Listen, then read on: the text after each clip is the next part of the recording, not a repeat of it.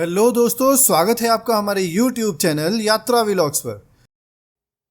दोस्तों, आज के वीडियो में हम आपको बताएंगे कि अगर आप पहली बार श्रीखंड यात्रा पर जा रहे हैं तो आपको यात्रा के लिए कहां पर रजिस्ट्रेशन और मेडिकल करवाना होगा और यात्रा की शुरुआत कैसे करनी होगी और यात्रा को किस प्रकार से पूरा करना होगा जिससे आपको किसी भी प्रकार की असुविधा का सामना ना करना पड़े। तो चलिए दोस्तों, शुरू करते हैं आज का वीडियो। दोस्तों, पिछले कुछ दिनों से भोलेनाथ जी के आशीर्वाद और उनका ध्यान करते हुए हमें यह विचार आया कि भोलेनाथ के भक्त जो पहली बार श्रीखंड महादेव की यात्रा पर जा रहे हैं उनके लिए एक ऐसा इंफॉर्मेशन वाला वीडियो बनाया जाए जिसे देखकर वह अपनी यात्रा को सुगमता से पूरा कर सके। दोस्तों, श्रीखंड यात्रा पर जाने के लिए आपको कुछ बातों का ध्यान रखना होगा, जिसमें सबसे पहले आपको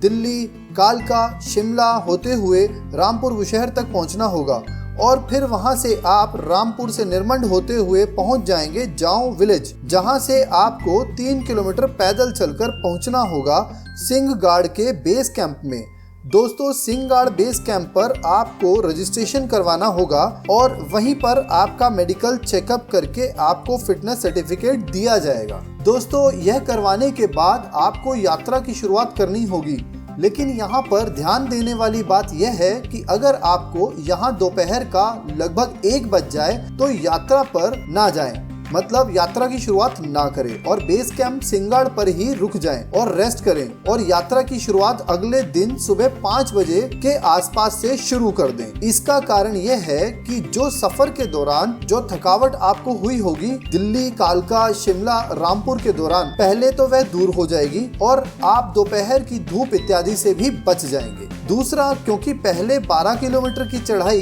एकदम खड़ी चढ़ाई है जिसे डंडा चढ़ाई के नाम से भी जानते हैं और जिसे चढ़ने में लगभग 9 से 10 घंटे अक्सर लग जाते हैं और अगला बेस कैंप उसी के बाद होता है। इसलिए अगर आप दोपहर को चढ़ना शुरू करेंगे तो रास्ते में ही अंधेरा हो जाएगा, जिससे चढ़ने में समस्या आएगी और क्योंकि पहाड़ों में बरसात का भी मौसम बना रहता है जिसके कारण कपड़े भीग जाने के कारण भी बुखार और तबीयत खराब होने का अंदेशा रहता है। इसलिए चढ़ाई हमेशा सुबह दिन उगते ही शुरू कर देनी चाहिए और शाम से पहले पहले अपने रुकने का इंतजाम अवश्य कर लेना चाहिए, क्योंकि रात में आपको शरीर को पूरा आराम भी देने की जरूरत होती है ताकि अगले दिन की ट्रैकिंग में आपको परेशानी ना हो।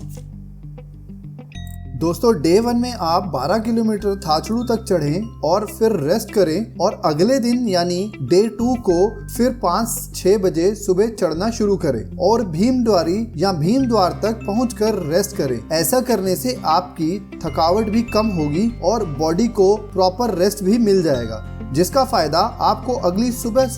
जो 3 से 4 बजे के बीच उठना है उसमें मिलेगा। दोस्तों, 3 से 4 बजे इसलिए उठना होगा क्योंकि भीमद्वारी से श्रीखंड शिला की दूरी लगभग 7 से 8 किलोमीटर है, जिसे आपको दोपहर होने से पहले पहले पूरा करना होगा और यही वह रास्ता है जो सबसे ज्यादा कठिन, दुर्गम और बर्फ से भरा हुआ होता है। और सबसे बड़ी बात यह है कि आपको उसी दिन वापस फिर से भीमद्वारी बेस कैंप तक वापस लौटना होता है, क्योंकि ऊपर श्रीखंड महादेव शिला के पास रुकने का कोई भी प्रबंध या व्यवस्था नहीं होती। इसलिए आपको डे 3 में सुबह सुबह जल्दी उठकर यात्रा की शुरुआत करनी होती है ताकि आप जल्द से जल्द महादेव के दर्शन करके शाम होने से पहले पहले भीमद्वारी बेस कैंप वापस पहुंच सकें। इसलिए हमारी अपने सभी व्यूअर्स से रिक्वेस्ट रहेगी कि आप डे 3 को ध्यान में रखते हुए अपनी यात्रा को योजनाबद्ध तरीके से पूर्ण करें और यह भी ध्यान रखें कि मोबाइल का नेटवर्क सिर्फ भीमद्वारी पर ही मिलता है, इसलिए किसी आपातकाल स्थिति में भी आपको भीमद्वारी पर ही हेल्प मिलेगी।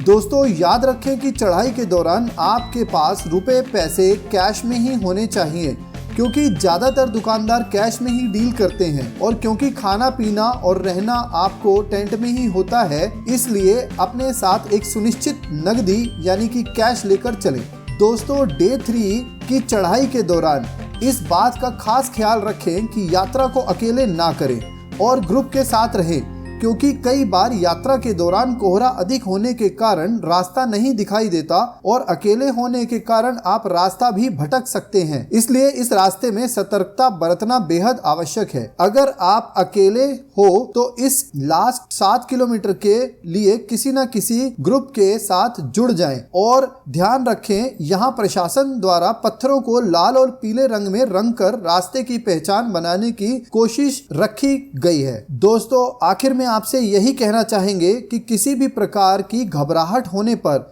या किसी भी प्रकार की परेशानी होने पर अपनी बात दूसरे साथी या किसी अन्य व्यक्ति जो आपके सबसे ज्यादा नजदीक हो उसे अवश्य बताएं और यात्रा को बिना किसी जल्दी के पूरा कर और भगवान द्वारा बनाए गए प्राकृतिक नज़ारों का आनंद लें और कोई भी ऐसा काम ना करें जिससे वहां के पर्यावरण को नुकसान पहुंचे। दोस्तों, उम्मीद करते हैं आपको जानकारी अच्छी लगी होगी और यात्रा में यह जानकारी आपके काम आए। जय शंकर, जय महादेव, जय श्रीखंड महाराज।